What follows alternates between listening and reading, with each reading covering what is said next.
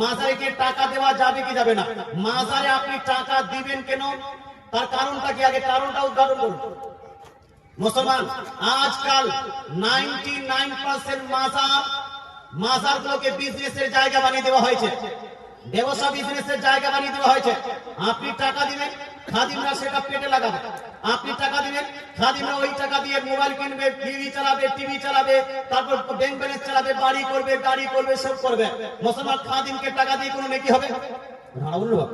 হ্যাঁ, তো যেইগুলো মাজার বিক্রি হয় অকশনে এসে মাজারকে বিজনেসের জায়গা বানিয়ে দেওয়া হয়েছে, এই মাজারের টাকা দিলে নেকি নয় উল্টা গুনাহ হবে। নেকি নয় উল্টা কি হবে? গুনাহ হবে। কারণ পীর ওলিরা আমাদের বিজনেসের জায়গা নয়, ব্যবসা বাণিজ্যের জায়গা নয়। আর যদি মাজারটা এমন হয় যে মাজার তৈরি হচ্ছে, মাজার তৈরি দেখতে পাচ্ছেন মাজারের কাজ হচ্ছে, এই কাজের জন্য যদি আপনি হেল্প করার জন্য যদি টাকা দেন তাহলে এটা জায়েজ আছে, এটা কোনো সমস্যা নাই।